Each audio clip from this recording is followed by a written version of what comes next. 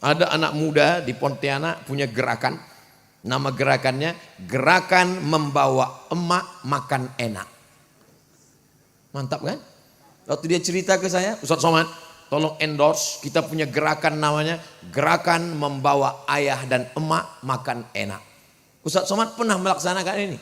Saya tak sombong, saya bilang, semua rumah makan di Pekanbaru itu pernah saya bawa emak saya. Makanlah mak, nanti ku bayar. Biar banyak-banyak. Bukan saya tak ada duit, duit ada, takut saya kena kolesterol, kumat darah tinggi, kena gula, makan. Pergi rumah makan Melayu, pergi rumah makan Jawa, pergi ayam penyet, pergi sambal tuk-tuk, pergi rendang, semua. Bawa orang tua kita. Jangan setelah dia meninggal dunia, barulah kita menangis mencakar dinding.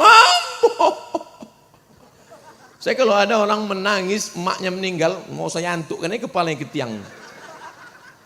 Itu menunjukkan dulu hidupnya tidak berbakti pada orang tua, tidak menyenangkan hati orang tua. Sawitmu banyak tapi tak pernah satu pun kau berikan pada dia. Duitmu banyak tapi tak pernah kau bahagiakan dia. Bawa dia jalan-jalan, senangkan hatinya, bahagiakan dia. Kalau engkau ingin rezekimu seperti rezeki raja-raja, perlakukanlah ayah dan ibumu seperti raja. Bukan hadis Nabi, dapat saya dari grup WhatsApp.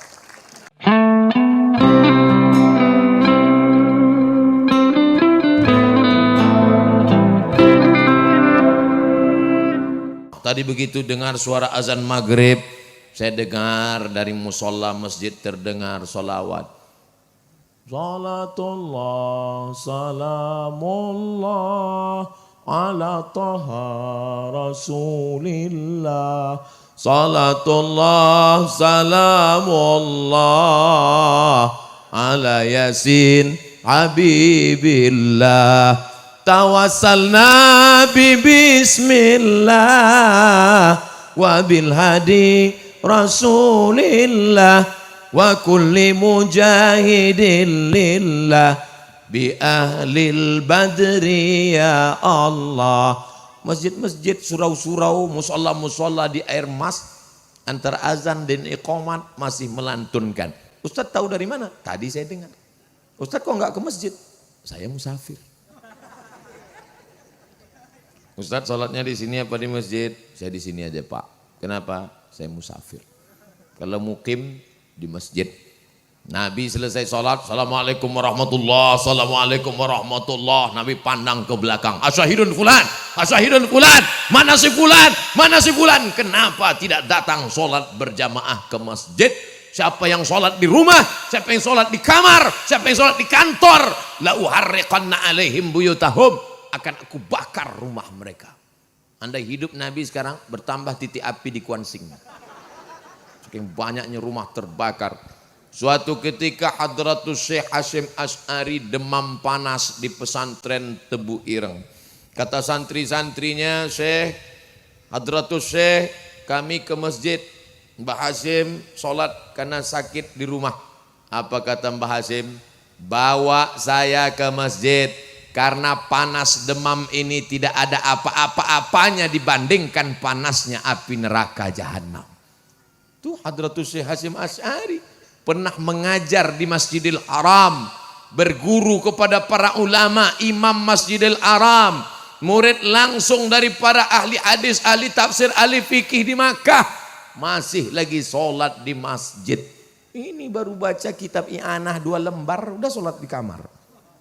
Gimana kita malu nanti di akhirat ketika berjumpa dengan para ulama.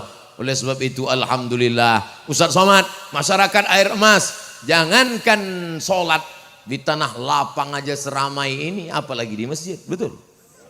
Kalau nggak percaya, delok esok subuh. As-salatu khairum minan naum. Mana jamaahnya? Salah Ustaz Somad. Kenapa tabligh akbarnya kelamaan? Saya yang salah. Insya Allah pengajian berhasil bukan karena tanah lapang sepak bola penuh. Pengajian ramai bukan berhasil karena melimpah ruah. berhasil standarnya adalah sholat berjamaah di masjid.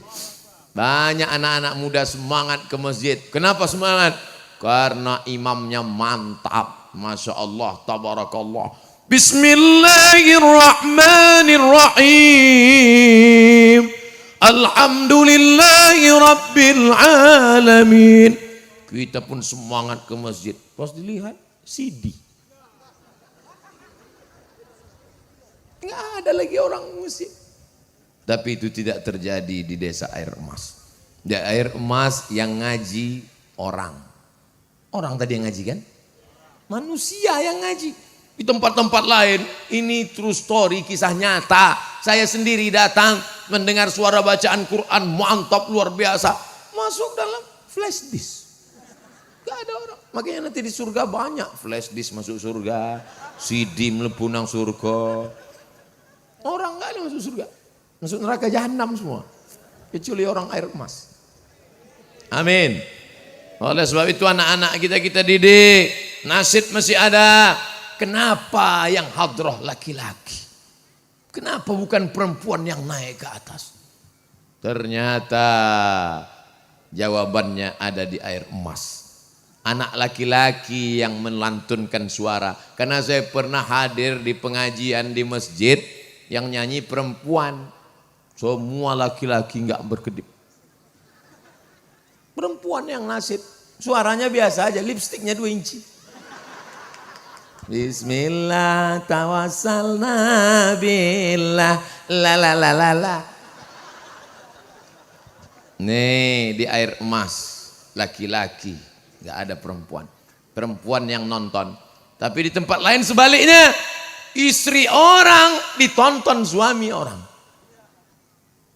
Di Air Emas contoh diberikan, anak muda yang naik ke atas. Hai anak-anak gadis, ini pilihlah salah satu. Tapi yang belum nikah. Kalau yang sudah nikah bisa juga dengan ada syarat izin dari istri pertama. Ini saya ajari cara buat. Enggak usahlah nanti ibu-ibu marah sama saya. Saudara yang dimuliakan Allah Subhanahu wa taala, oleh sebab itu yang sudah kita lihat malam ini terus kita lanjutkan. Tadi saya masuk dari depan tertulis laki-laki. Laki-laki semua, enggak ada perempuan. Oh, satu-satu enggak apa-apa. Tempat perempuan semua. Ada laki-laki enggak apa-apa, ngawal. Ya pengawal. Artinya apa? Yang sudah baik ini kita lanjutkan, yang sudah bagus ini kita teruskan. Adapun yang belum sempurna kita sempurnakan, karena kesempurnaan hanya milik Allah yang maha sempurna. Man talaba akhan bila aibin baqiya bila akhin. Siapa mencari kawan yang sempurna seumur hidup tidak berkawan. Siapa yang mencari suami sempurna seumur hidup akan menjadi jombloan sejati. Oleh sebab itu maka alhamdulillah tabarakallah yang membawa anak-anaknya inilah yang akan menjadi Bupati Kuansing 20 tahun akan datang. Kita harus punya mimpi. Siapa yang tidak punya mimpi, maka dia tidak akan pernah melihat mimpi menjadi kenyataan. Betul apa betul? Yang bilang enggak betul, ya enggak apa-apa. Insya Allah pulang dari sini sakratul maut. Oh, Ustaz enggak boleh doakan orang yang enggak baik, Pak Ustaz. Betul. Karena kita memang disuruh mendoakan yang baik-baik saja. Jauh di mata, dekat di Setelah ini kita akan pulang. Saya akan pulang ke Pekanbaru. Jauh di mata, tapi doa tetap ada. Saya tidak minta doa banyak-banyak. Saya cuma minta satu, doakan Abdul Somad mati husnul khotimah. Jangan sekarang. Oh, cepat aja zaman. Saya tadi tausiahnya start jam 9. Sekarang jam 10 kurang 15. Baru 45 menit sudah doa mau mati husnul khotimah. Agak-agak lama dikit lah. Saudara yang dimuliakan Allah Subhanahu wa taala, hidup ini singkat. Ada yang dipinjamkan Allah pohon sawit 25 tahun. Ada yang dipinjamkan Allah taala jadi PNS 58 tahun. Ada yang dipinjamkan Allah profesor 70 tahun. Profesor pensiun 70. Malaikat maut datang 65. Ada yang dipinjamkan Allah DPR 5 tahun. Kalau dipilih lagi. Kalau enggak, habis 5 tahun. Datang KPK, selesai. Hidup ini adalah titipan. Maka pandai-pandai jaga titipan. Kalau dititipkan jadi polisi, jadi tentara, jadi kapolres, jadi kapolsek, jadi bupati, jadi DPR, jadikan itu sebagai ladang amal soleh. Nih malam ini, kenapa Abdul Somad semangat ceramah? Di belakang ada kapolres, ada kapolsek, ada babinsa. Bangga apa tak bangga kita? Bangga. Mereka pakai seragam tapi masih mau datang pengajian. Seragam tapi masih mau datang ke masjid sholat. Ini baru jadi hansip dong nggak sholat. Mohon maaf Pak Hansip, yang tersinggung. Karena orang-orang tersinggung cepat mati. Oleh sebab itu maka semakin tinggi jabatan, semakin banyak harta, justru semakin rendah menempelkan kening ke lantai satu hari berapa kali Allahu Akbar. Tinggi jabatannya, tapi sering ke masjid Allahu Akbar. Saking seringnya ke masjid sampai hitam keningnya. Ustadz Somad nampaknya nggak sholat nih, kok keningnya nggak hitam? Saya gimana mau hitam? Tempat saya berdiri aja karpet.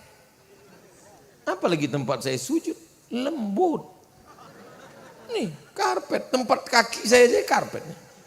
Hebatnya air emas. Nggak tahu minjam karpet siapa nih. Ustadz Somad, gimana rasanya berdiri di atas karpet? Dingin. Karpet basah kena hujan.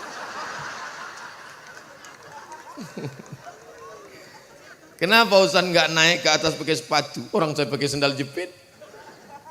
Bayangkan kalau saya naik ke atas pakai sendal jepit, di belakang ada kiai, nggak ada adab, nggak sopan.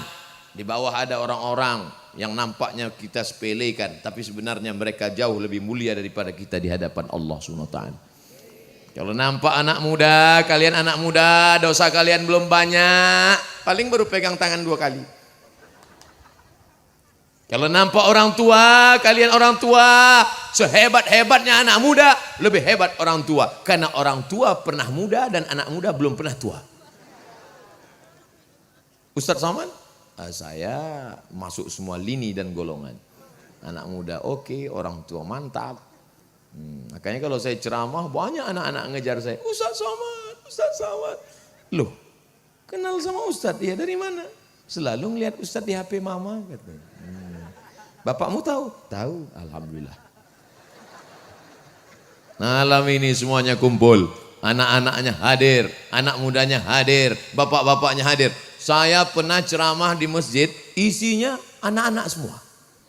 Satu masjid, anak-anak semua. Dipanggil sama protokol. Berikut ini mari kita dengarkan tausiah yang akan disampaikan oleh Al-Mukarram Ustadz Abdul Somad LCMA. Satu pun gak peduli. Ribut semuanya. Saya ingat itu di Pasar Dayun Siak. Sampai saya Assalamualaikum. Udah 15 menit saya ceramah nggak ada yang dengar. Akhirnya saya panggil pawangnya. Ibu kepala MDA tolong ke depan. Kecil aja ibu MDA. Maju dia ke depan. Anak-anak tengok ibu. Tengok ibu ya. Tengok ibu. Semuanya terdiam. Ternyata menjinakkan buaya itu susah. Tapi yang lebih susah lagi adalah memanggil pawang buaya. Artinya apa? Hai Abdul Somad, Allah sedang menegur saya. Kau pikir kau hebat bisa tabligh akbar di stadion. Kau pikir kau hebat bisa menceramahi orang di tengah lapang. Nih anak kecil kau kalah kan?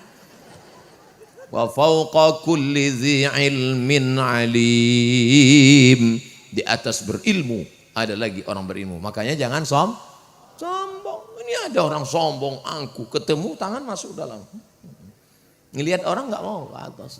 Oh. Gerimis, hidung pesek, masuklah ke dalam. Yang disombongkan ini apa? Apa yang disombongkan? Sawit yang banyak. Kalau mati tinggal. Ada orang mati bawa brondol. Mana ada? Mobil yang mewah. Tinggal. Itu mobil mewah. Tinggal. Syukur-syukur kalau lunas. Kalau masih kredit. Dari klaksonnya aja kedengeran. Kredit. Tapi orang air emas ini hidupnya tenang. Dari mana Ustaz tahu orang air emas ini hidupnya tenang? Saya tahu dari tatapan matanya semua tenang. Ngantuk.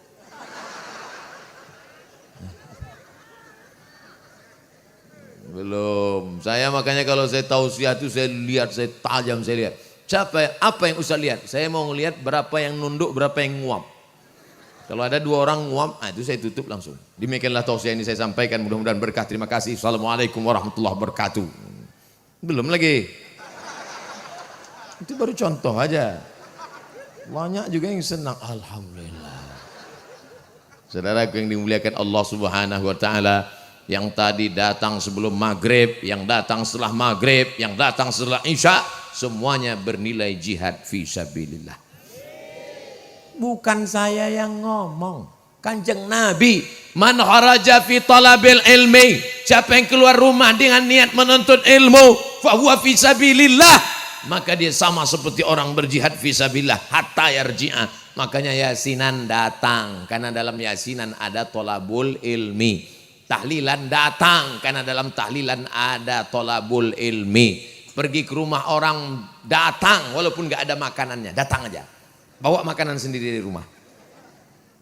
Saudaraku yang dimuliakan Allah Subhanahu wa taala, andai tidak ada pengajiannya, paling tidak di dalamnya ada silaturahim. Para kiai datang kemari, mereka bukan mau dengar pengajian, ilmu mereka banyak, kitab kuning mereka selesai khatam. Datang untuk apa? Silaturahim. Man ahabba yusatalahu fi rizqihi, siapa yang mau dilapangkan rezekinya, wa yunsa'alahu fi atharihi, dipanjangkan umurnya, falyasil rahimahu, hendaklah serajin-rajin menyambung tali silaturahim. Saya bangga di Kuansing. Kenapa? Karena ketika kita tabligh akbar, hadir semua tokoh masyarakat, pemimpin, kepala daerah, DPR datang. Kadang di tempat lain mereka datang pas mau pencoblosan aja. Tempat kita tidak, semuanya datang. Betul? Saya tak kenal, entah betul atau tidak, saya pancing aja masyarakat. Itu betul kata dia, betul kata saya. Saudaraku yang dimuliakan Allah Subhanahu wa taala, nikmat yang besar ini, lampu yang terang benderang ini, sound system yang menyala sampai ke telinga terang jelas, ini kalau tidak kita syukuri akan dicabut oleh Allah Subhanahu wa taala. Mau dicabut Allah? Tidak, kita mau air emas tetap rezeki melimpah sampai akhir zaman, sampai hari kiamat. Sawit tetap berbuah segar bugar. Tapi jangan mengkhianati nikmat Allah. Sawit yang sudah kutumbuhkan kata Allah, keluar dari dalam tanah, berbuah, berputih, dipanen, diganti Allah Subhanahu wa taala. La in kafartum, tapi kalau kufur dicabut Allah Subhanahu wa taala. Bagaimana orang bisa kufur? Main timbangan. Ada timbangan ini sebesar apapun tandannya tetap 50 kilo. Mau kecil 50, besar 50, sedang 50. Duduk dia di situ 50 juga. Wailul lil mutaffifin. 114 surat dalam Al-Quran, ada satu surat khusus untuk tukang timbang sawit. Surat Al-Mutaffifin. Buka nanti, buka Quran. Saya yakin jamaah tukang-tukang timbang nanti pulang cari, mana surat untuk saya. Pas dia lihat, enggak ada timbangan sawit. Terus apa situ? Curang timbangan. Itu ente itu. Wailul lil mutaffifin. Celaka orang yang suka main timbangan, curang dalam takaran. Alladzina idzaktalu 'alan nasi yastawfun. Kalau sawit dia yang ditimbang matanya tajam, kurang. Wa idza kaluhum aw wazanuhum yukhsirun. Tapi kalau yang dia nimbang punya orang selalu merugikan orang. Ingat, di akhirat Wa may yaghlul, siapa yang curang, ya'ti bima ghalla yaumal qiyamah, dia akan membawa kecurangannya pada hari kiamat. Nanti di akhirat ada yang curang macam-macam. Curang zakat kambing, di akhirat mikul kambing. Ada nanti di akhirat mikul Avanza plat merah. Nah, itu yang curang-curang. Tapi masih keren. Masih keren kalau mikul mobil. Ada nanti di akhirat mikul brondol. Nah, itulah yang tukang curang timbangan. Ini yang ngomong siapa? Allah.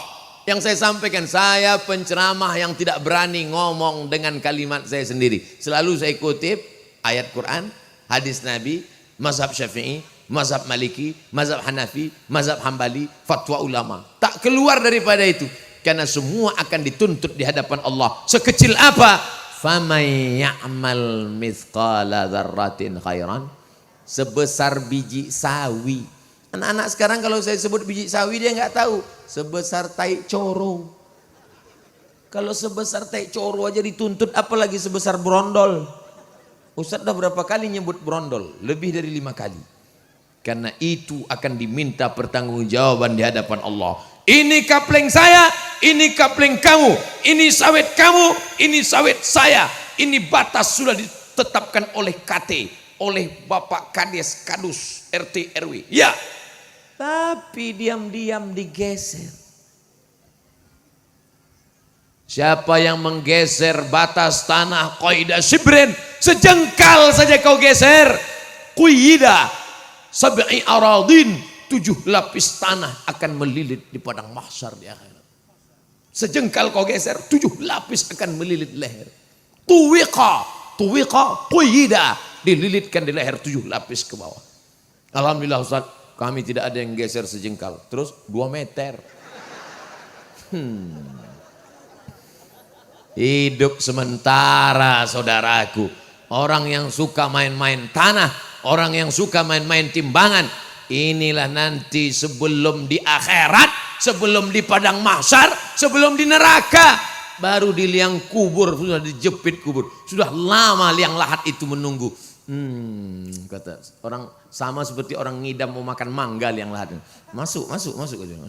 Begitu masuk ke dalam, remuk sekali, hancur. Macam es cendol di dalam. Oleh sebab itu maka tukang gali kubur itu ngukurnya bukan pakai meteran. Saya dapat berita ketua masjid meninggal. Saya segera datang. Pas sampai ke tempat pemakaman, sepi. Jangan-jangan salah alamat nih. Saya tanya, Bapak penggali kubur? Iya. Penggali kubur ketua masjid? Iya betul Ustaz. Kok udah sunyi? Orang belum datang, Ustaz keduluan. Kesempatan wawancara sama tukang gali. Bapak ini bambunya untuk apa Pak? Ini untuk mengukur panjang jenazah Ustaz. Kenapa nggak pakai meteran? Takut kalau pakai meteran lupa. Diukur jenazah 170, rupanya 180. Pas nggali kurang, akhirnya ahli waris nuntut. Yang disalahkan tukang gali. Kenapa salah ukur? Tapi kalau pakai bambu nggak mungkin salah. Ini jenazahnya, maka bambu langsung. Sering terjadi Pak, sering Ustaz, sudah diukur begitu sampai kurang. Terus gimana? Gak mungkin kami gali lagi, terus ya udah pijakkan aja di dalam. Hati-hati, di atas tanah hanya sementara. Mana lebih lama, di atas tanah apa di dalam tanah? Dalam tanah. Nih tanah, inilah bumi. Sebentar saja di atas tanah, ceramah sana, ceramah sini, ceramah sana, ceramah sini, masuk. Manen sana, manen sini, manen sana, manen sini, brondol sana, brondol sini, masuk. Tanda tangan sana, tanda tangan sini, tanda tangan sana, tanda sini, tanda masuk. Razia sana, razia sini, sana, masuk.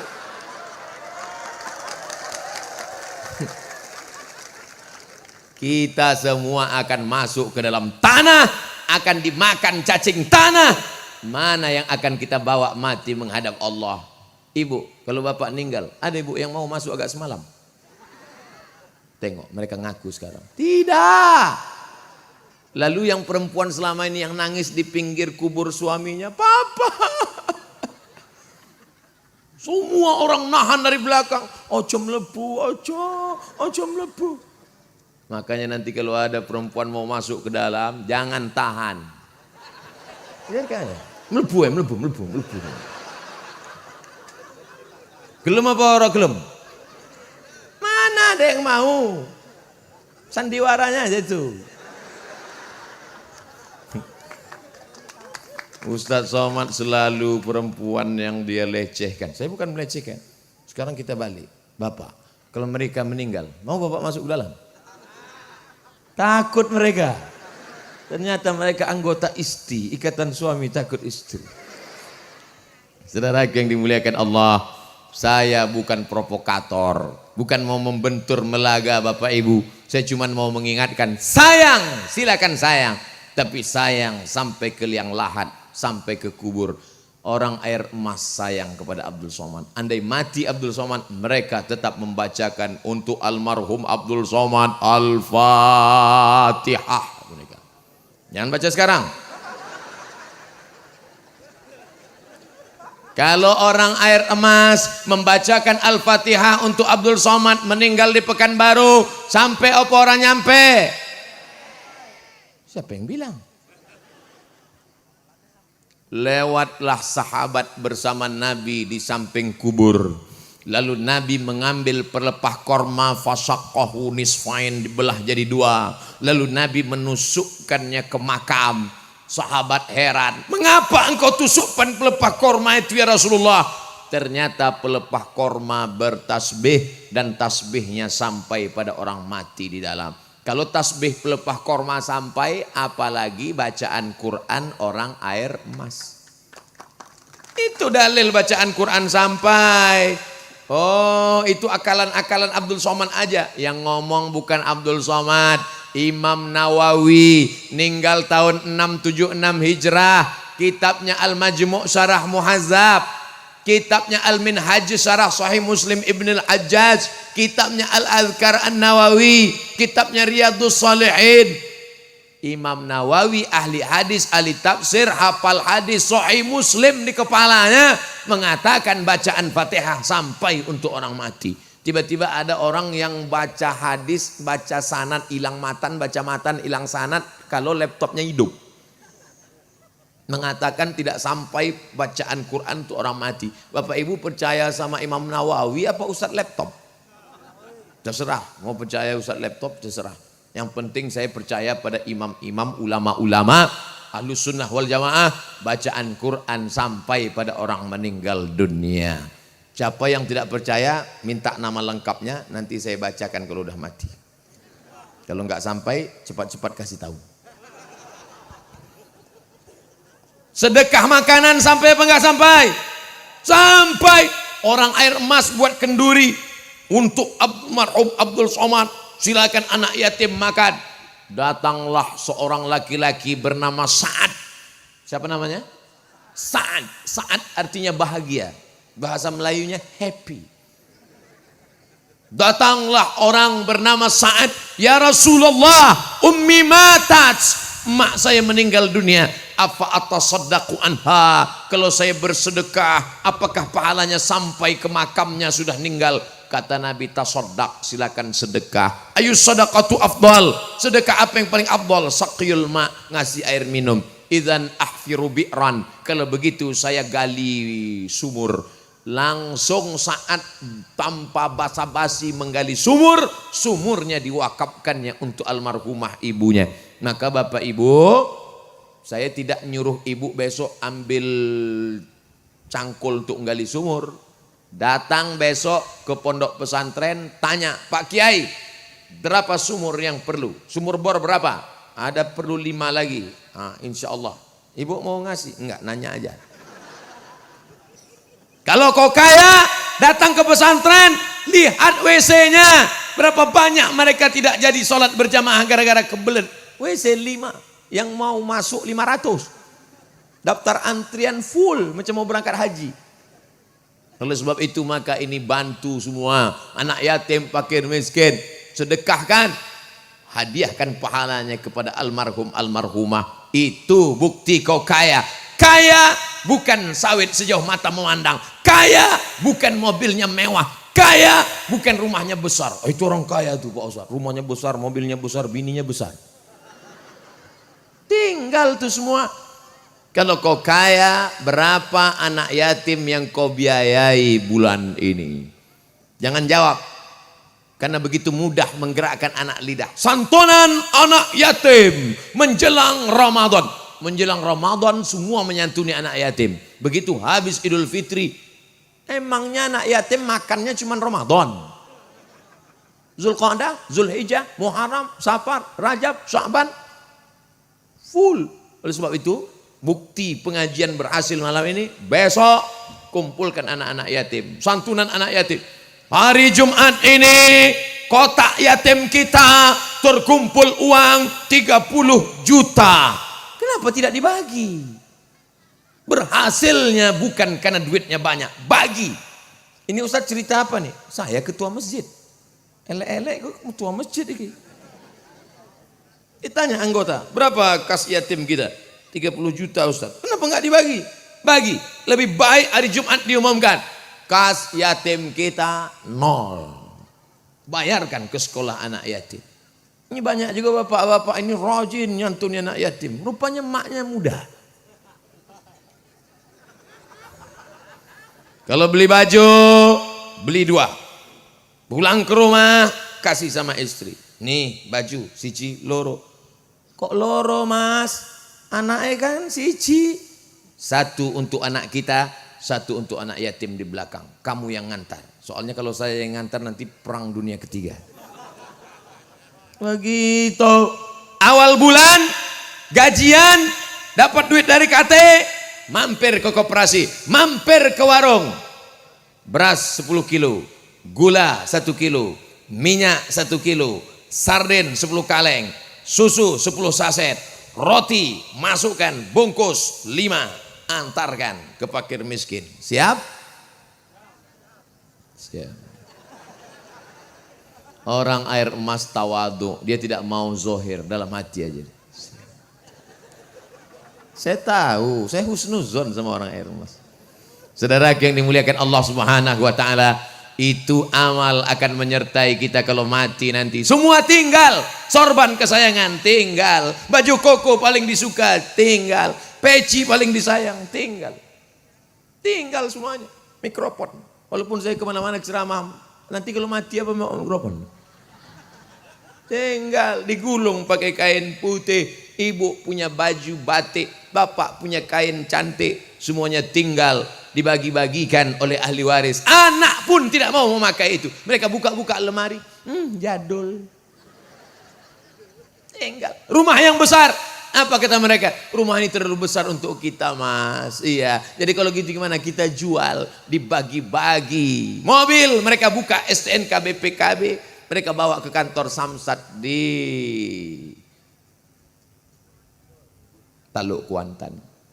Ganti nama. Kata Pak Polisi, kenapa ganti nama? Karena dia sudah meninggal dimakan cacing tanah. Habis. Pak Polisi tidak mau menangkap almarhum.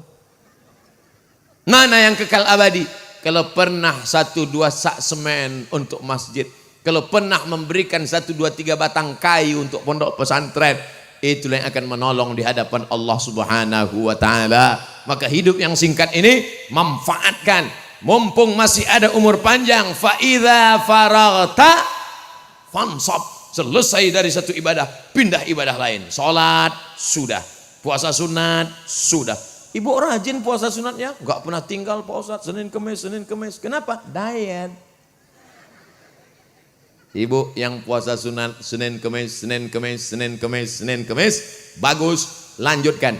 Niatnya bukan diet, tapi lillahi ta'ala. Tapi jangan niat puasa sunat, niat puasa qadha. Qadha bukan kata. Qadha mengganti yang kemarin tinggal. Ramadan kemarin tinggal 30 hari karena mengandung anak. Mau diganti sekarang, menyusukan tinggal 30 hari. Tahun depan menyusukan anak 2 tahun 30 hari. Untuk 1 engkau saja anak, tinggal puasa ibumu 90 hari. Bayangkan itu. Ini banyak anak-anak muda ini merasa gagah perkasa, tak ada hormat kepada orang tua. Disangkanya dia langsung dari planet Mars sampai kemari. Kau pernah mampir di perut mereka 9 bulan 10 hari. Kalau mau merasakan gimana rasanya hamil, pulang dari sini, ambil kelapa muda, ikat di perut 9 bulan 10 hari. Kalau kau mau merasakan bagaimana sakitnya melahirkan, nanti kalau saya ceritakan gimana sakitnya melahirkan, nggak ada yang percaya. Macam tahu aja dia. Pulang dari sini, makan mangga, telan bulat-bulat, keluarkan bulat-bulat. Biar kau rasakan bagaimana kena jahit 6 liang. Menyusukan 2 tahun lamanya. Berapa kali mereka tak jadi sholat duha, padahal sudah berwudu. Usolli sunnatad duha rak'ataini. Tidak jadi. Berapa kali mereka tidak pergi wirid yasin. Berapa kali mereka diusir dari majlis akad nikah. Aku nikahkan engkau dengan anakku dengan mahar seperangkat cincin emas. Berapa kali mereka terusir, berapa kali mereka dilecehkan gara-gara kita. Kalau masih hidup dia sekarang, belikan makanan kesukaannya, sate, ayam, terserahlah apa aja. Bawakan, suapkan, cium tangannya, peluk dia. Kalau dia sudah tak ada lagi, bawakan ke rumah anak yatim. Itu yang menolong. Bangun tengah malam, Rabbil firli wali walidayya warhamhuma kama rabbayani shaghira. Ada anak muda di Pontianak punya gerakan. Nama gerakannya gerakan membawa emak makan enak. Mantap kan? Waktu dia cerita ke saya, Ustaz Somad, tolong endorse, kita punya gerakan namanya gerakan membawa ayah dan emak makan enak. Ustaz Somad pernah melaksanakan ini. Saya tak sombong, saya bilang, semua rumah makan di Pekanbaru tuh pernah saya bawa emak saya. Makanlah mak, nanti ku bayar. Biar banyak-banyak. Bukan saya tak ada duit, duit ada, takut saya kena kolesterol, kumat darah tinggi, kena gula, makan. Pergi rumah makan Melayu, pergi rumah makan Jawa, pergi ayam penyet, pergi sambal tuk-tuk, pergi rendang, semua.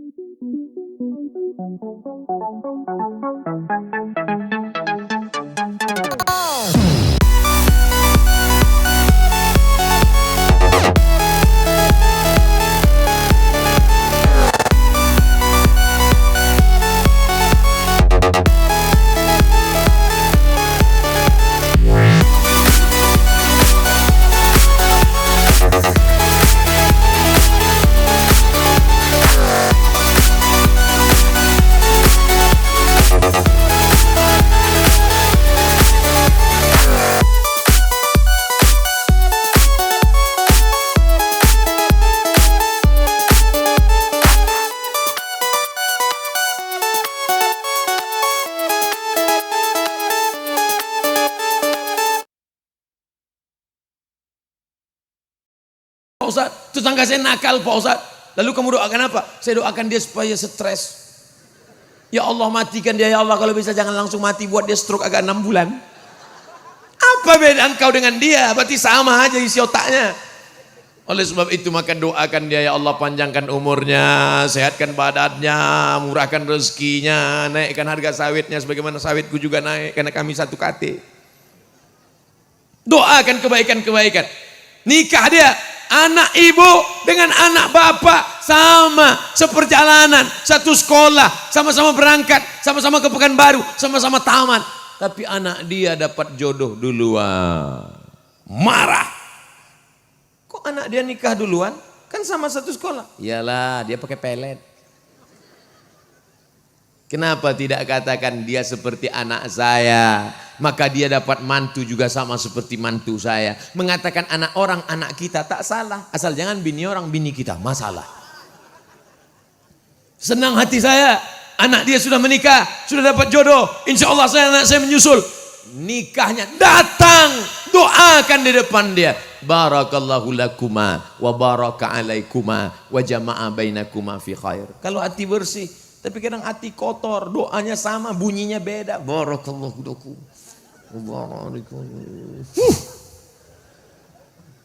Oleh sebab itu bersihkan hati, tenangkan jiwa. Orang air emas hatinya bersih-bersih. Kalau tak bersih hatinya tak mungkin dia datang. Ngapain dia datang? Siapa yang mau ceramah? Ustaz Abdul Somad. Ngapain kita dengar ceramah Ustaz Abdul Somad? Lebih berat aku daripada dia. Kalaulah masuk surga itu dilihat beratnya, tentu gajah lebih dulu masuk surga. Ini untuk menyenangkan hati orang yang kurus. Bapak ibu duduk di bawah, di atas permadani karpet yang asli original. Habis kena hujan, tak khawatir masuk angin kentut-kentut. Ini menunjukkan rendah hati. Maka orang yang tawaduk rendah hati, illa rafa'ahullah. Orang yang rendah hatilah yang akan diangkat Allah setinggi-tingginya derajat. Sebaliknya orang yang sombong, merasa tinggi, merasa lebih hebat, itulah yang diturunkan Allah serendah-rendahnya. Yang ngomong siapa? Allah. Tu'izzu man tasha wa tuzillu man tasha. Kita hidup bertetangga, berkerabat, satu kampung, satu daerah, satu desa. Apa yang kita banggakan? Itu orang yang sombong-sombong itu, insya Allah nanti mati jenazahnya mandi sendiri. Orang yang angku-angku sombong-sombong kepada tetangga, kepada kawan, pada sahabat itu, memangnya nanti dia pergi ke liang kubur, siapa yang menggali? Orang lain menggalikan. Siapa yang memandikan? Orang lain memandikan. Maka kalau baik-baik sekarang, nanti mereka pun memandikan kita pelan-pelan. Nyiram airnya jangan langsung, jenazahnya masih sakit, disiramkan ke tangan, pelan-pelan ngorek hidungnya. Kalau kita baik. Tapi kalau kita sombong, angkuh, menyepelekan orang, lihat aja nanti matinya. Diambil mereka semprotan dorsmir. Nah, ini yang sombong dulu kan, lepas lubang hidung. Kalau kita baik, diambilnya kain putih, pakai kapas, pelan-pelan. Tapi kalau kita sombong, diambilnya brus WC. Oh, mana superpel? Kau pikir selamanya hidup ini begini? Ada masanya kita di atas, ada masanya kita sakit. Iya kalau langsung mati. Kalau stroke 6 bulan. Siapa yang akan menyuap kau bapak yang ganteng, yang perkasa, yang hebat, yang banyak duit?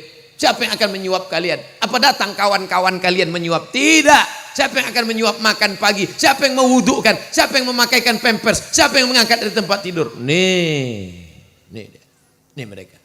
Tapi kalau kalian baik dari sekarang, mereka akan suapkan pelan-pelan. Mas, mangan ya mas. Siji, titik mas, titik. Sabar ya mas, sabar. Siji loro, 3 hari lagi selesai nih mas. Makanya baik dari sekarang. Baik. Tapi kalau kalian sombong, angkuh, karena duit banyak, karena perkasa, karena sehat, karena sawit banyak. Nanti sampai masanya mereka akan membalas. Makan. Meleleh air mata kalian mendengar suara azan dari masjid. Hayya 'alas shalah. Dia sabar membawakan air, mewudukan. Dia tahu takut wuduknya batal karena dia pakai mazhab Syafi'i, dimintanya anak laki-laki mewudukkan. Tapi dokter ngasih tahu jangan kena air. Ini bapak nggak boleh kena air. Kalau dikasih air kenapa? Mati. Dia sabar mengambilkan tanah. Diciumnya tanah, tak ada bau kencing kucing, tak ada bau tai kucing. Diletakkannya di atas koran, di atas talam, di bawah nampan, dibawanya. Minta tayamumkan, ditayamumkannya. Dia tahu nanti tayamumnya batal. Anak laki-laki diajarkannya tayamum. Ini nak tayamum. Tapi kalau kau sombong diambilnya tanah. Memangnya selamanya kita sehat? Memangnya selamanya kita kerja? Memangnya selamanya duit ada di tangan kita? Tidak. Hari berganti, musim berubah. Hari ini di atas, besok turun ke bawah. Maka manusia ini banyak yang lupa. Karena manusia lupa inilah dinasehatkan dengan tausiah. Hari ini mari kita dengarkan tausiah yang akan disampaikan oleh Ustadz Abdul Somad. Apa tausiah? Watawasau bil haq, watawasau bis-sabr. Mudah-mudahan tausiah malam ini bermanfaat buat yang menyampaikan dan buat kita semua insyaallah. Amin ya rabbal alamin. Biasanya Ustadz Somad kalau ceramah pakai hitung. Poin pertama, poin kedua, poin ketiga, kesimpulannya. Di air emas tak perlu saya simpulkan karena orang air emas cerdas-cerdas bisa menyimpulkan sendiri. Ustadz, saya nggak ingat isi ceramahnya. Tenang, Allah sudah kirim orang-orang yang mengingatkan kita. Siapa namanya? Samsung, Sony, Panasonic. Di mana bisa kami lihat Pak Ustadz? Di channel-channel www.youtube.com. Tinggal tulis saja nanti di YouTube Abdul Somad air emas Kwansing, enter. Setelah dapat jangan lupa like and share. Berbagi kebaikan-kebaikan, sampaikan kepada saudara-saudara kita sehingga mendapatkan pahala amal jariah yang mengalir sampai kita mati insyaallah. Mari kita sama berdoa kepada Allah, bukan menambah doa. Doa kiai tadi sudah kita aminkan, tapi Abdul Somad berharap doa ini doa Abdul Somad sebenarnya, tapi Abdul Somad khawatir doa dari mulutnya tak diterima Allah karena banyak makan haram, karena banyak syubhat, karena banyak dosa. Abdul Somad ingin diaminkan oleh kiai, diaminkan oleh jamaah. Mudah-mudahan doa Abdul Somad diaminkan oleh malaikat, dikabulkan Allah Subhanahu wa taala. Allahumma ahyina bil iman, hidupkan kami dengan iman. Wa amitsna bil iman, matikan kami dengan iman. Wa akhrijna minad dunya ma'al iman, keluarkan kami dari dunia ini nanti membawa iman. Wa adkhilnal jannata ma'al iman, masukkan kami ke dalam surga bersama iman. Ma'al habibil mustafa fi jannatikal ula, bersama Sayyidina Muhammad SAW dalam surga Jannatul Firdaus. Allahumma ja'al hadzal balada baladan aminan mutmainnan ya'tihi rizquhu min kulli makan. Jadikan air emas negeri yang aman, damai, tentram, terbuka pintu rezeki dari segala penjuru ya Allah. Allahumma in kana rizquna fis sama' fa anzilhu, kalau rezeki kami masih tergantung di langit, turunkan ke air emas. Wa in kana fil ardi fa akhrijhu, kalau masih tertanam dalam tanah, naikkan ke air emas. Wa in kana ba'idan fa qarribhu, kalau masih jauh, dekatkan ke air emas. Allahumma barik lana fi arzaqina, berikan berkah pada rezeki kami supaya kami bisa berinfak, berwakaf, berzakat dan bersedekah. Allahumma ja'al abna'ana wa banatina minas salihin was salihat, jadikan anak-anak kami anak-anak yang soleh dan solehah. Min huffazil Quran, jadikan anak-anak kami menjadi para penghafal Al-Quran. Allahumma dafa'na al-ghala wal waba wal fahsya wal riba wal zina wal munkar, selamatkan negeri kami dari segala malapetaka, bencana, riba, zina, narkoba, perbuatan keji dan munkar. Allahumma wafiq ulata umurina, bapak-bapak anggota dewan kami, bapak forum komunikasi pimpinan daerah Kwansing, bapak Kapolres, bapak Kapolsek, bapak Dandim, bapak Babinsa, jadikan hati mereka condong menolong agamamu dengan kekuasaan yang kau titipkan di tangan mereka ya Allah. Allahumma ja'alhum umana'uka 'alal ard, jadikan mereka orang-orang yang amanah di atas muka bumimu ya Allah.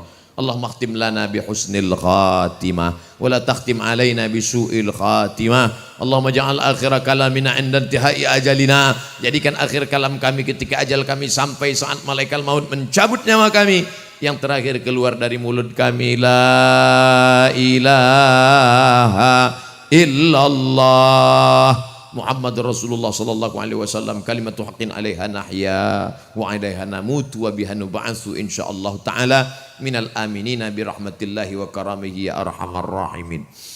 Terima kasih atas segala perhatian. Mohon maaf atas segala kekhilafan dan kesilapan. Wallahul muwaffiq ila aqwamit thariq.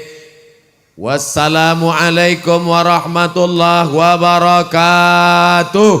Kematian nanti pada hari kiamat, kata Rasulullah SAW, di depan seluruh jin dan manusia di padang mahsyar akan diambil oleh malaikat maut.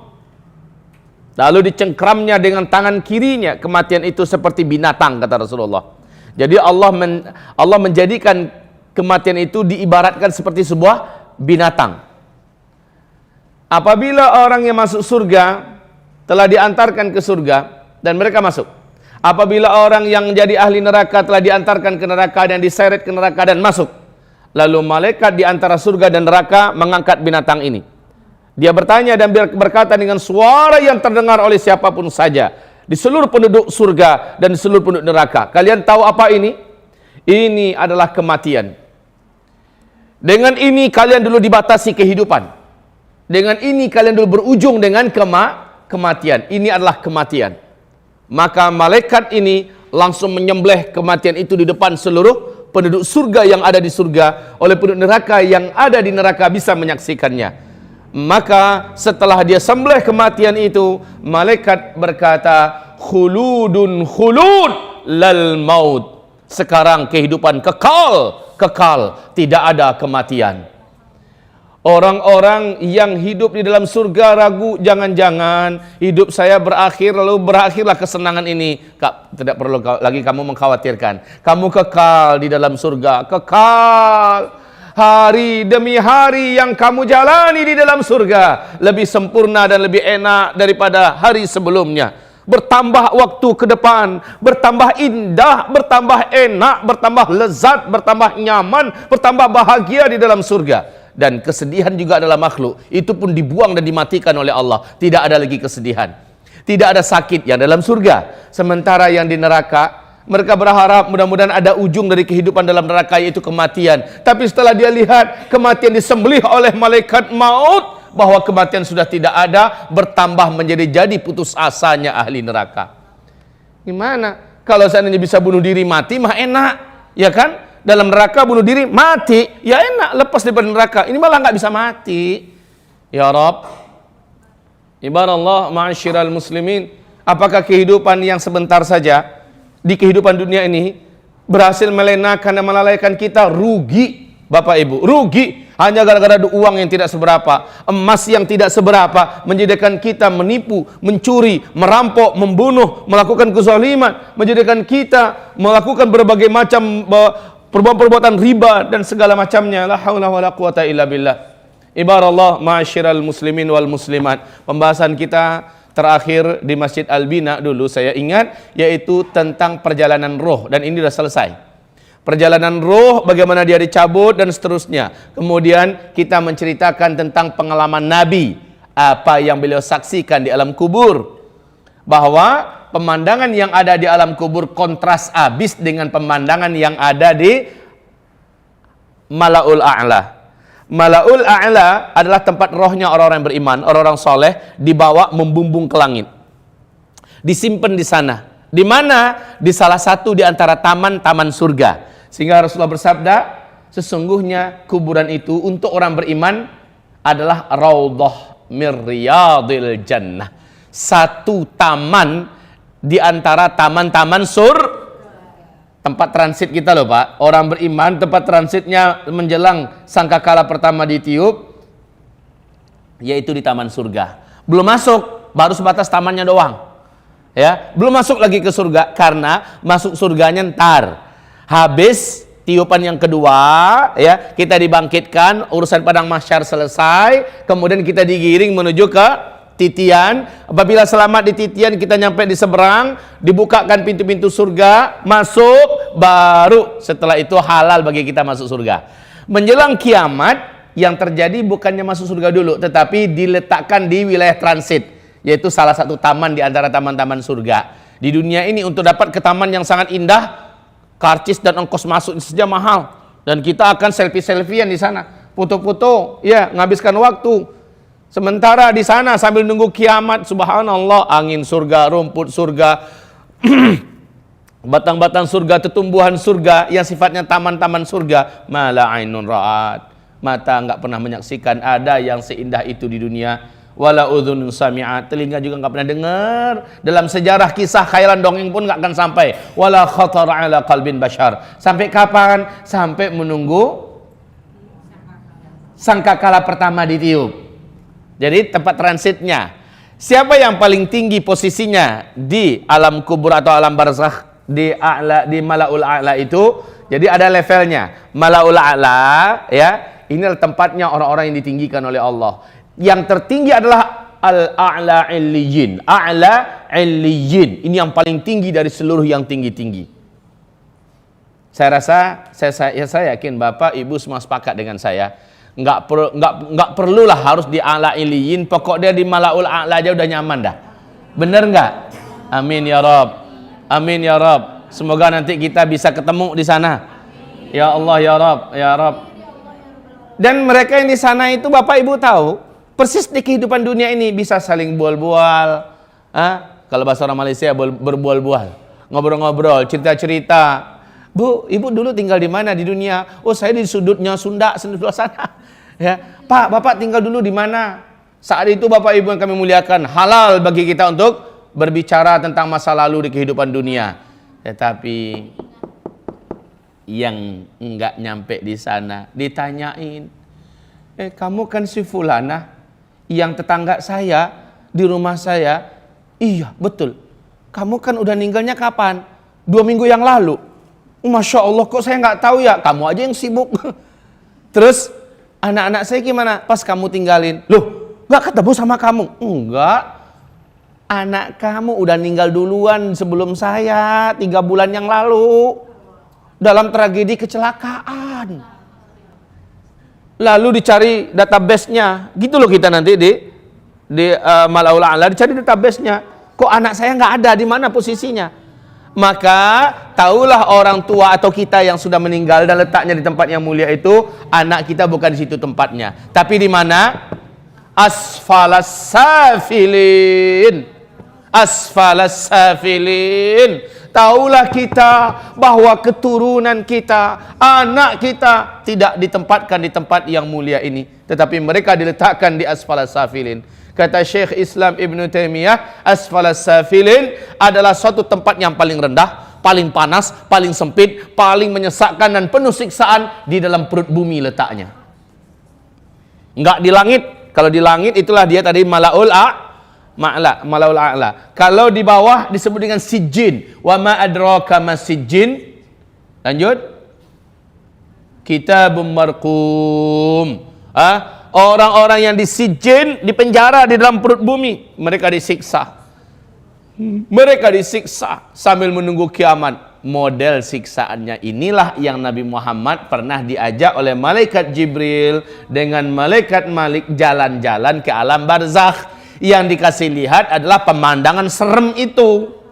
Nabi melihat ada orang yang disiksa begini, lalu diceritakan oleh malaikat Jibril, itu pemakan riba tuh hai Muhammad, umatmu yang makan riba, noh akibatnya. Dilihat lagi pemandangan yang lebih seram daripada yang tadi, itu siapa hai malaikat Jibril? Itu umatmu hai Muhammad, umatku lagi. Apa yang mereka buat ketika hidup di dunia? Dikasih tahu, umatmu dulu hobinya memecah belah persaudaraan orang, mengadu domba ke sana kemari. Kemudian sampai kapan disiksa? Sampai kiamat. Dilihatkan lagi yang lain, digongseng dalam pembakaran api yang sangat besar. Ada kuali dari besi yang sangat panas, merah, menyala.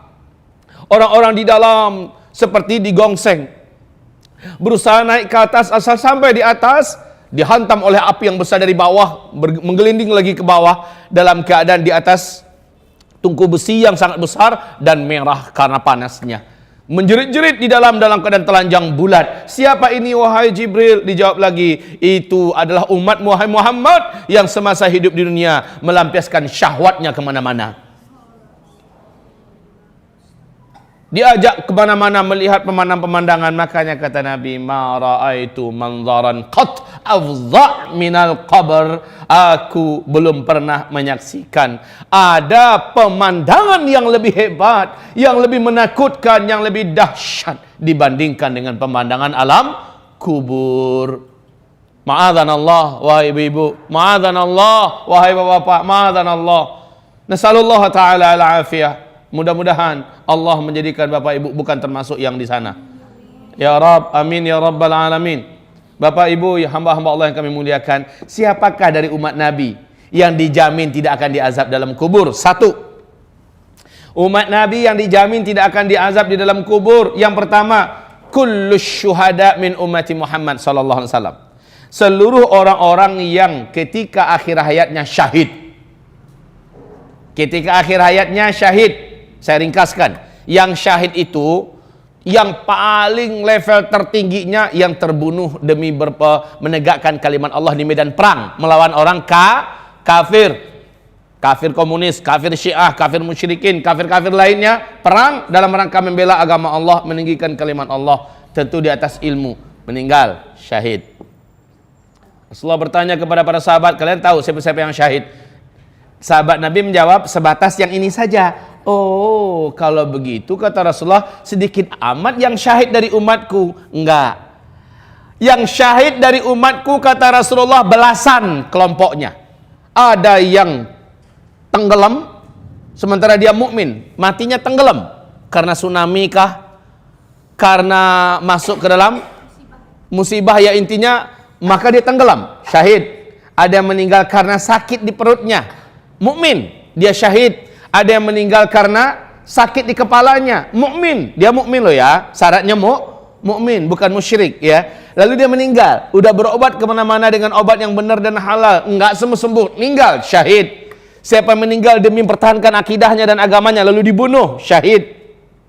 Siapa yang meninggal karena dalam proses perjalanan menuntut ilmu, dia meninggal, baik yang sedang di pesantren atau yang sedang pergi menuntut ilmu ke Madinah, mupanya ke Mekah dan sebagainya, atau pergi ke majelis ilmu macam bapak ibu, ternyata pulang-pulang meninggal dunia, syahid ya. Ini perjalanan yang mulia. Man kharaja fi talabil ilmi fahuwa fi sabilillah. Siapapun yang keluar dari rumahnya niatnya nambah ilmu, dia ada fi sabilillah. Sampai kapan? Sampai dia kembali sampai di rumah. Jadi Bapak Ibu selama pulang pergi ini perjalanan yang paling berharga dan paling mahal yang Bapak Ibu tempuh, yaitu perjalanan fi sabilillah. Andai ada terjadi apa-apa di jalan, syahid ya. Assalamualaikum warahmatullahi wabarakatuh. Saudara-saudari yang dirahmati Allah, kita jumpa lagi di channel YouTube Idola Ustadz. Saya mengutip dari kitab, saya mengikuti ceramah-ceramah Ustadz yang disampaikan tadi tentang huru hara akhir zaman atau hari kiamat.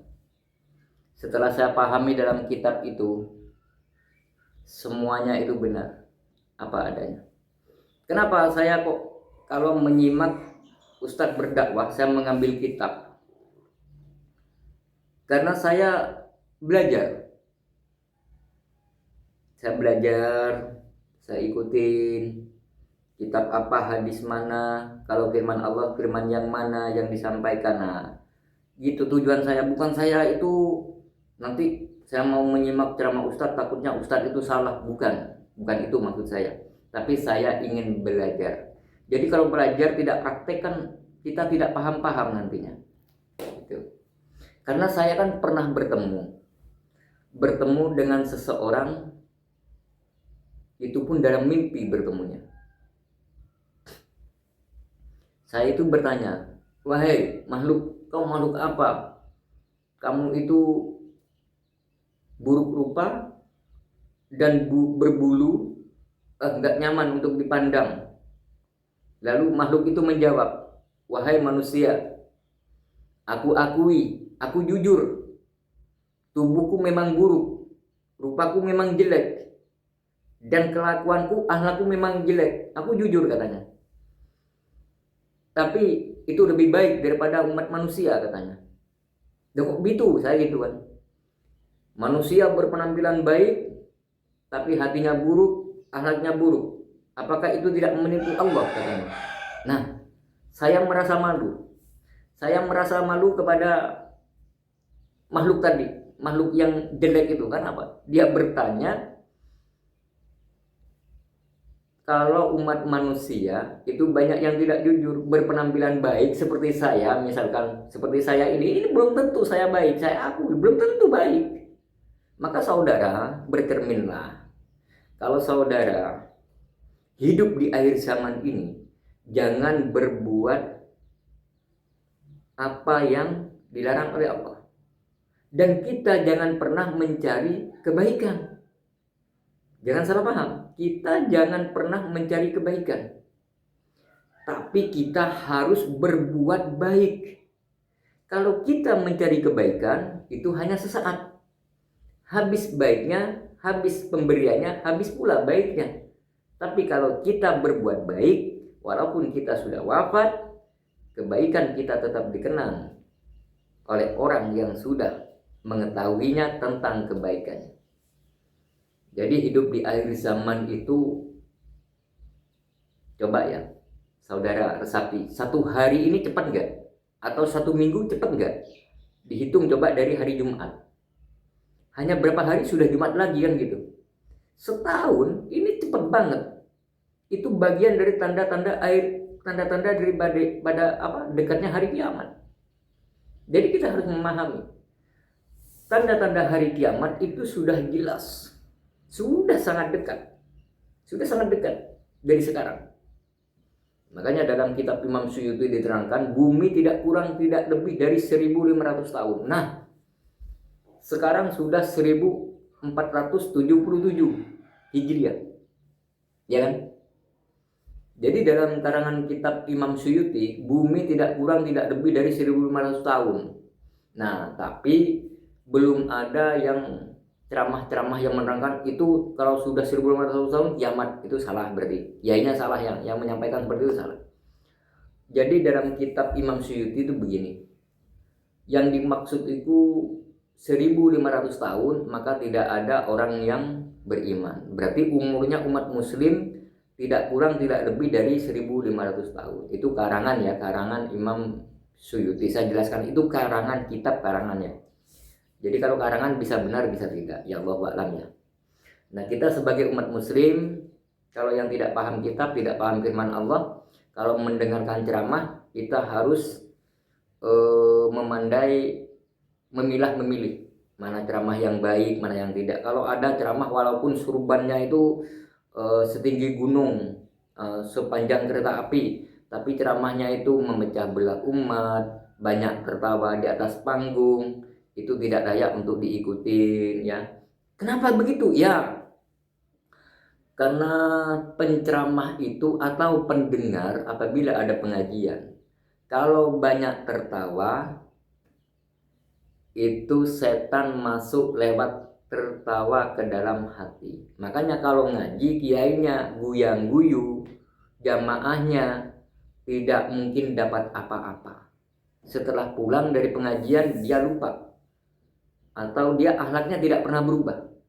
Karena seharusnya orang ngaji itu mendatangi pengajian, seharusnya setelah pulang dari pengajian paling tidak itu akhlaknya berubah. Yang tadinya suka marah-marah, dia mulai menyabar. Yang tadinya pelit menjadi ruman. Yang tadinya suka iri, suka dengki, minta maaf. Karena apa? Sudah mendapat siraman rohani. Gitu. Jadi kalau kita pandai memilih, kita akan selamat. Kenapa harus memilih? Allah kan Maha Adil. Jika saya bermaksiat setipis debu, berdosa misalkan segunung bermaksiat, Allah catat kebaikan setipis debu itu pahalanya bergunung-gunung. Dan saya berbuat dosa segunung, Allah hanya catat segunung. Itu tanda kecintaan Allah kepada kita. Dan kalau mengartikan dari keadilan Allah, Allah menciptakan 2 malaikat khusus pencatat amal baik dan amal buruk. Jadi agar tetap punya catatan, yang baik tetap dicatat, yang buruk tetap dicatat. Tapi catatannya itu masing-masing nanti. Makanya ada kitab itu dari belakang, ada dari depan kan gitu. Jadi catatan amal itu masing-masing nantinya ya. Jadi kita itu setipis manapun kebaikan itu tidak disengaja oleh kita. Kita itu ada semut takut diinjak, saudara ambil. Saudara taruh misalkan di pohon atau di apa agar selamat semut itu. Itu kebaikan yang tidak disengaja kan. Itu ada catatannya juga. Apalagi kalau kita membantu orang yang susah. Disitulah yang saya maksud. Kalau kita membantu hanya sekecil seekor semut, lalu Allah menggantikan kita pahala yang melimpah-limpah, apalagi kita sesama manusia. Maka dari itu kita harus selalu berbuat baik kalau gitu, ya kan? Selalu berprasangka baik, tidak boleh berprasangka buruk. Karena di akhir zaman ini ya, tanda-tanda hari kiamat, tanda-tanda munculnya Dajjal, banyak perempuan-perempuan berjilbab tapi tubuhnya itu berpakaian strip, berpakaian ketat gitu. Itu bagian tanda-tanda pengikut Dajjal. Dan wanita yang berani sama suaminya, ya kan, itu bagian dari pengikut Dajjal. Memang Dajjalnya belum keluar, tapi pengikutnya sudah berkeliaran. Karena Dajjal itu bisa diri kita, kan gitu. Laut merahnya itu darah kita, laut yang asin itu keringat kita, ya kan. Danau yang kering yang disebut dalam kitab itu, ya kan, karena kita sudah tidak mau bersedekah lagi kepada orang. Kalau dulu kalau sekarang di bulan Ramadan kering, itu yang membuat danau itu kering, ya kan. Sekarang ya saya kan seringlah diminta tolong sama orang. Kadang-kadang ada tuan rumahnya yang jilbabnya emang rapi seperti ini. Dia jilbaban, dia rapi banget jilbabnya gitu. Tapi dadanya itu menonjol karena pakaiannya terlalu ketat. Nah itu kan gimana ya? Dia berjilbab tapi ini yang menonjol. Jadi jilbab itu tidak menutupi. Maka kalau beli jilbab itu kaum pria, kaum wanita bukan kaum pria, jilbab yang menutupi seluruh. Jadi beli jilbab yang besar itu yang bagus. Kalau jilbabnya cuma segini, nah ini gunungnya itu, tetes jantung itu masih nampak menonjol. Itu bagian dari maksiat. Jadi wanita yang seperti itu, dia sebenarnya berpakaian tapi hakikatnya dia telanjang sebenarnya, kan gitu. Jadi saudara-saudari dimanapun berada, kita harus memahami berpenampilan yang baik, berpenampilan yang berakhlak gitu. Karena di akhir zaman itu sudah gunjang-ganjing, bumi bergerak di mana-mana, bencana di mana-mana, gunung meletus, seakan-akan itu punya janjian, kamu meletus besok, saya besok lusa, seakan-akan seperti itu. Jadi hidup di akhir zaman ini, pandai-pandailah kita berbuat baik, pandai-pandailah kita berprasangka baik. Kalau kita tidak demikian, maka merugilah kita, menyesallah kita. Naudzubillah min dzalik. Jadi saudara-saudari dimanapun berada, marilah kita